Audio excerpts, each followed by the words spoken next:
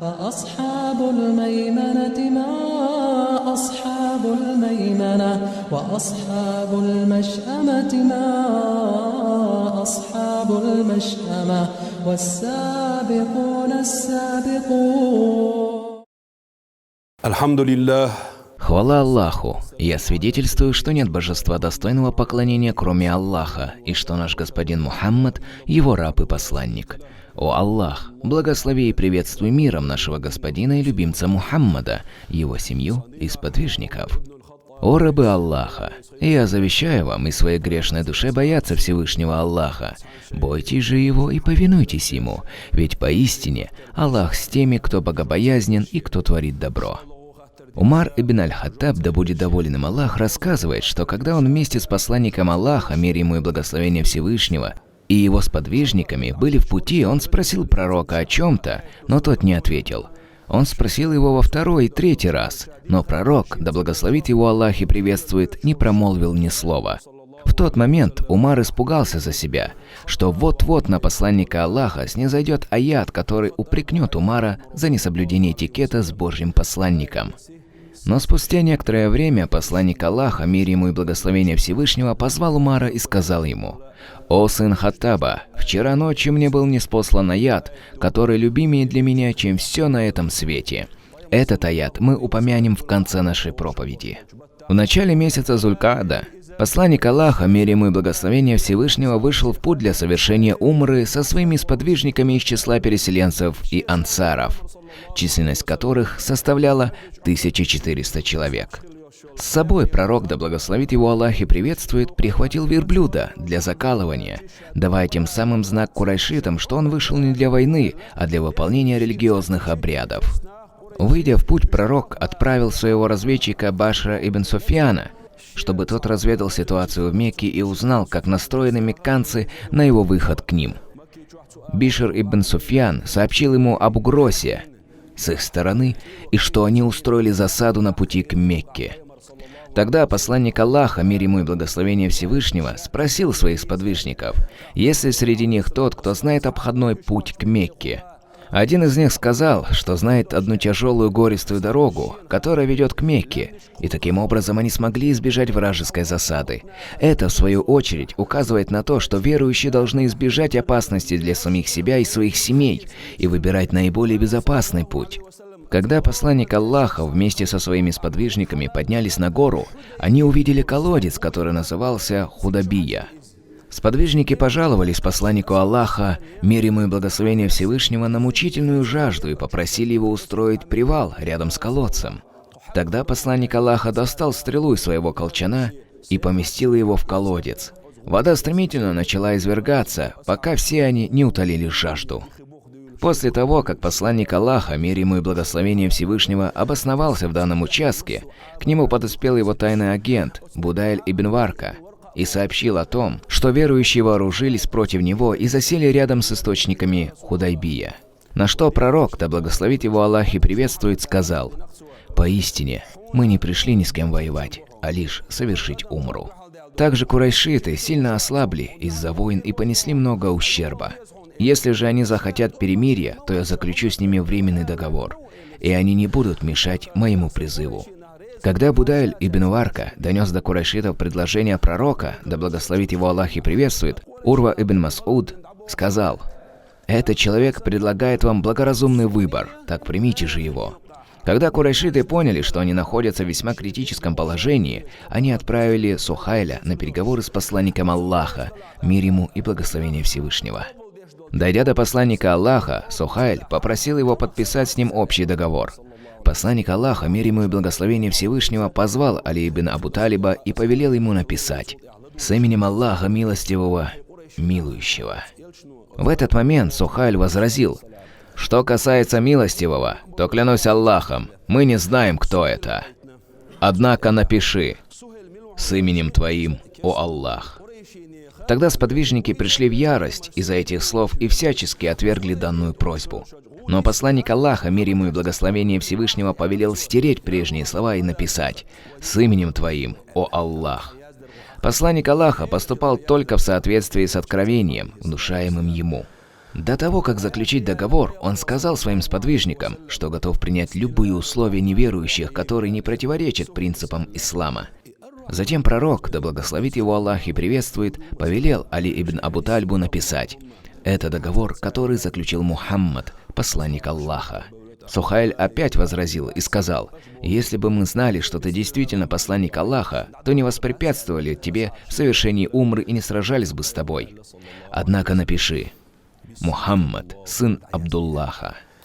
Сподвижники опять пришли в негодование, но посланник Аллаха, мир ему и благословение Всевышнего, сказал: «Поистине, я посланник Аллаха, даже если вы отвергаете меня». И повелел Али убрать и эти слова, и написать, что сказал Сухайль. На этот раз Али отказался стереть эти великие слова, соблюдая этикет с посланником Аллаха, и пророк своей рукой стер их. Посланник Аллаха поставил условие, что каждый, кто захочет примкнуть к мусульманам или же изучить исламский призыв, сможет это сделать.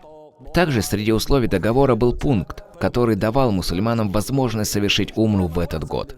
Однако данный пункт не был согласован со стороны неверующих. Они боялись того, что это может пошатнуть их авторитет среди арабов, которые могли подумать, что курайшиты под натиском верующих были вынуждены пустить их к заповедной мечети. Поэтому вход в Мекку для верующих был отсрочен на следующий год. Однако такая уступка показалась верующим унижением и позором для себя, и они обратились к посланнику Аллаха, мир ему и благословение Всевышнего, желая склонить его к своему мнению. Но пророк, вопреки недовольству своих сподвижников, дал согласие и на этот пункт.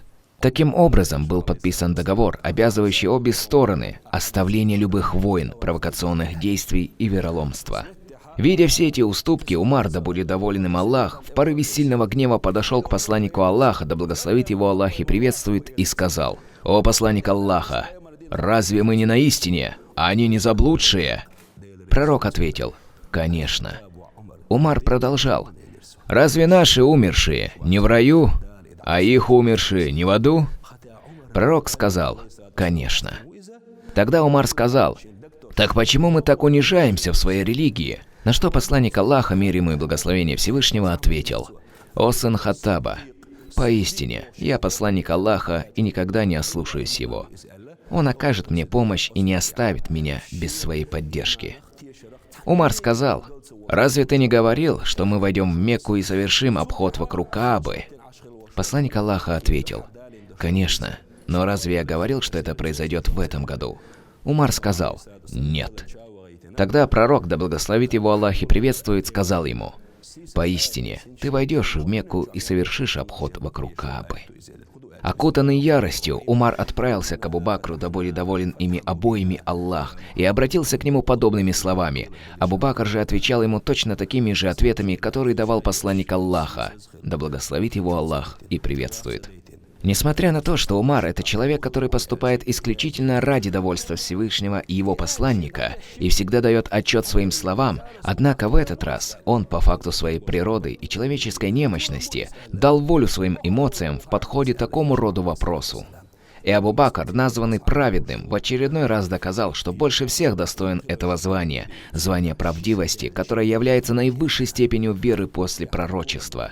Несмотря на весьма напряженную обстановку, которая определяла дальнейшую судьбу исламского призыва и жизни мусульман, его сердце было полно непоколебимости и убежденности в правдивости решения посланника Аллаха, мир ему и благословение Всевышнего.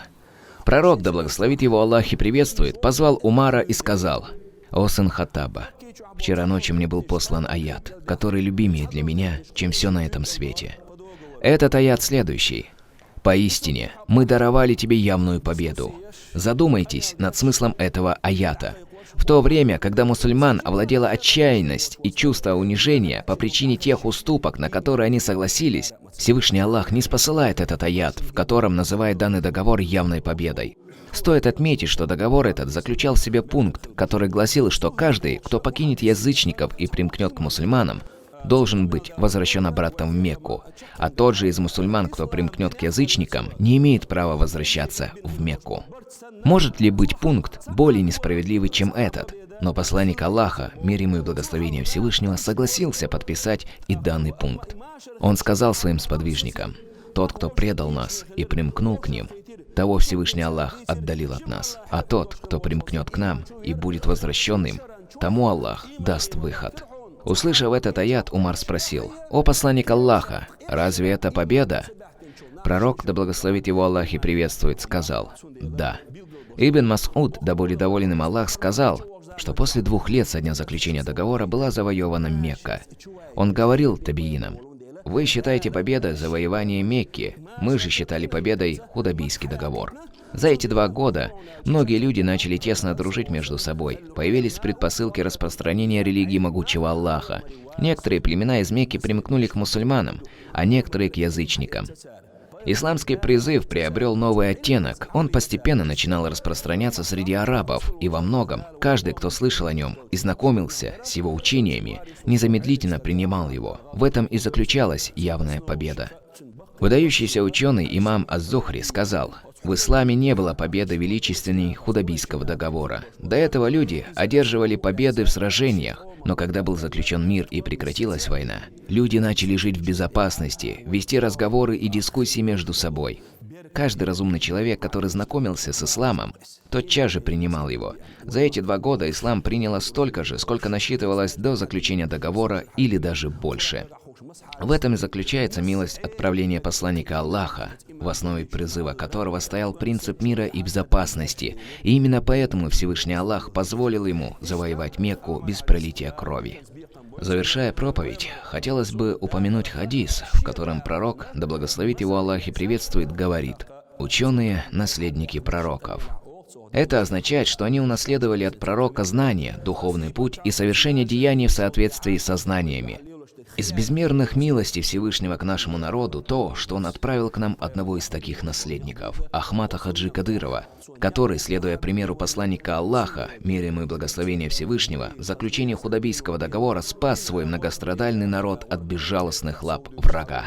Сколько людей приняло ислам на этих землях, сколько мечетей построено и сколько хафизов вырастила наша Родина. Как сказал Ахмад Хаджи, все действия, совершаемые против России после заключения договора, считаются вероломством. Это и есть путь, проложенный посланником Аллаха, мир ему и благословения Всевышнего, плоды которого не перестают сказываться на нашем народе. Пусть Всевышний Аллах воздаст наилучшим благом Ахмату Хаджи и следующему его примеру Рамзану Кадырову и сплотит наши сердца.